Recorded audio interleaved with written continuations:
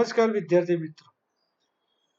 હવે આગળના વિડીયોમાં આપણે માસ્કિંગનો ઉપયોગ કરીને ઓબ્જેક્ટને કેવી રીતે છુપાવી શકાય એ જોઈ ગયા.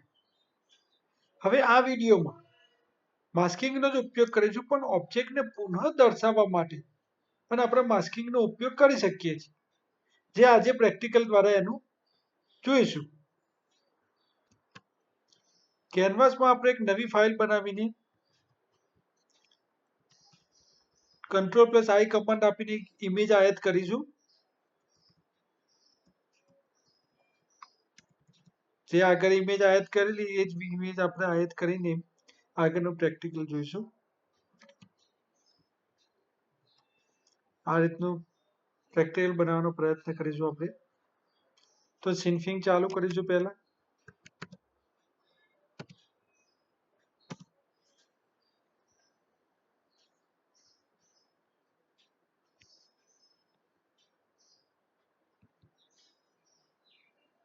કેનવાસની સાઈઝ અહીંયાથી નાની મોટી કરીએ આપણે.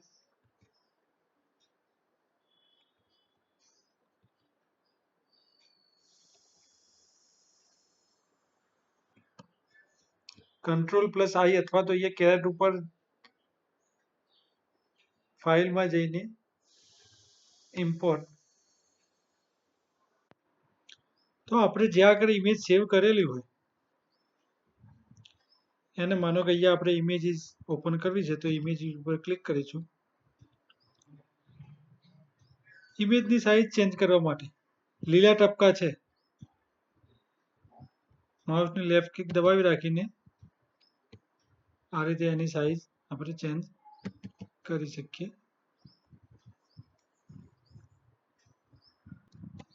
હવે અહીંયા સૂર્ય દોરવા માટે એટલે કે વર્તુળ દોરવા માટે અહીંયા સર્કલ ટૂલ પસંદ કરીશું. આપણે અહીંયા આની ઉપર આપણે સર્કલ દોરીશું માઉસની લેફ્ટ ક્લિક દબાવી રાખીને.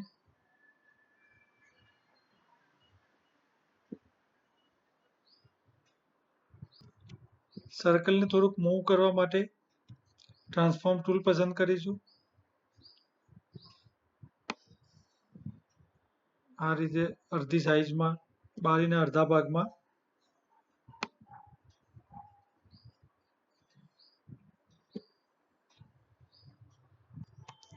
એ લેયરનું નામ અહીંયા સન આપી દઈશું. આપણે અહીંયા લેયરનું નામ કઈ રીતે ચેન્જ કરવું આગળ શીખી ગયા છીએ આપણે. એના ઉપર ડબલ ક્લિક કરીને આ રીતે એનું નામ લેયરનું ચેન્જ કરી શકાય છે. તો સનનું નામ આપણે સન નામ આપી દીધું, વર્તુળનું જે નામ હતું વર્તુળ હતું એનું. હવે અહીંયા સૂર્યનો જેટલો ભાગ બારીમાંથી દેખાય એ ખુલ્લો રાખવા માટે આપણે એની ઉપર માસ્કનો આકાર બનાવીશું. તો માસ્કનો આકાર બનાવવા માટે બી લાઇન ટૂલ પસંદ કરીશું અને જેટલો ભાગ ઉઘાડો રાખવો હોય એટલા ભાગ ઉપર અહીંયા આપણે બી લાઇન ટૂલની મદદથી માસ્ક બનાવીશું.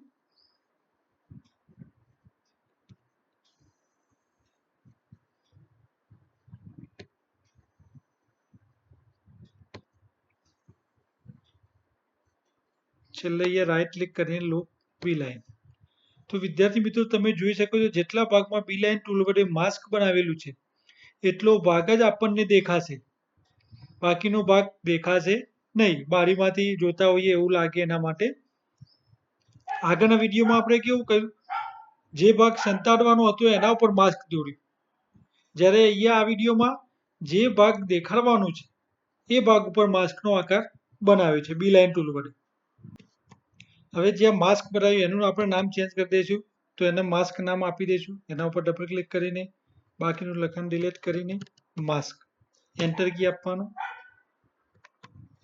વિદ્યાર્થી મિત્રો નામ ચેન્જ કર્યા પછી, માસ્કનું નામ બદલ્યા પછી માસ્ક લેયર પસંદ કરો. અત્યારે હાલ સિલેક્ટ છે. બીજા લેયર ઉપર સિલેક્ટ કરો તો અહીંયા માસ્ક ઉપર આરતી ક્લિક કરવાથી એ લેયર પસંદ થશે. હવે પ્રાંચલ પેનલમાંથી આ જે પ્રાંચલ પેનલ છે એની અંદરથી એરો કી ઉપરથી અહીંયા નીચે જવા દઈશું ઉપર.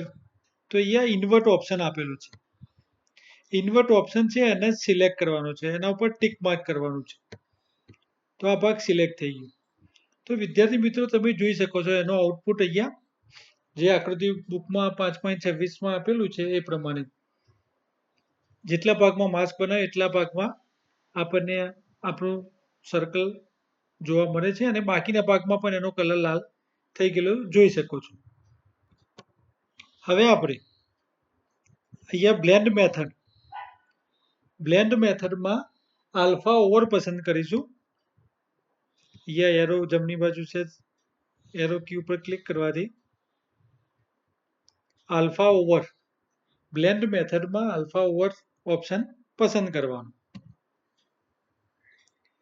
તો એનો આઉટપુટ તમે જોઈ શકો છો. ફક્ત સર્કલનો આકાર અને જે સર્કલ ઉપર આપણે માસ્ક બનાવેલું એટલો જ ભાગ આપણને જોવા મળે છે. આપણે પૂરેપૂરું સર્કલ બનાવેલું છતાં પણ સર્કલના જેટલા ભાગમાં માસ્કનો આકાર બનાવેલો એટલો જ ભાગ આપણને જોવા મળે છે.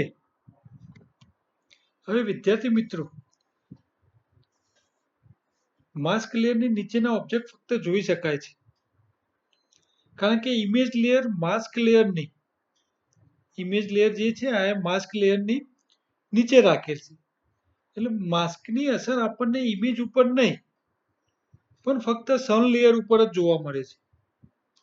તો માસ્કની અસર ઇમેજ લેયર ઉપર જોવા મળે તો એના માટે આપણે માસ્ક અને સન બંનેને પ્રાવૃત એટલે કે એનકેપ્સ્યુલેટ કરવા પડે. એનકેપ્સ્યુલેટ કઈ રીતે કરવા આપણે આગળ શીખી ગયા વિડીયોમાં. માસ્ક અને સન બંને સિલેક્ટ કર્યા, લેયર રાઈટ ક્લિક કરીને એનકેપ્સ્યુલેટ. તો વિદ્યાર્થી મિત્રો તમે જોઈ શકો છો આપણી જે ઇમેજ છે બારીનું દ્રશ્ય છે એની અંદર સૂર્ય આપણે ફક્ત બારીના ભાગમાં જ જોવા મળે છે. આપણે ઘરમાં બેઠા બેઠા બારીમાંથી સૂર્ય જોતા હોય તો અડધો બારીમાંથી દેખાતો હોય તો આ રીતનું દેખાય. એ આપણે આ રીતનું પ્રેક્ટિકલ જોઈ શકીએ છીએ. આપણે સર્કલ આખું બનાવેલું છતાં પણ જેટલા ભાગમાં આપણે અહીંયા બી લાઈન ટૂલ વડે માસ્ક બનાવેલું એટલો ભાગ જ આપણને જોવા મળે છે. તો આગળના વિડીયોમાં માસ્કનો ઉપયોગ કરીને સંતાડવાનું, જ્યારે આ વિડીયોમાં માસ્કનો ઉપયોગ કરીને એને દેખાડવાનું એટલે ઉગાડવાનું પ્રેક્ટિકલનો અભ્યાસ આપણે કર્યો. આભાર. અસ્તુ.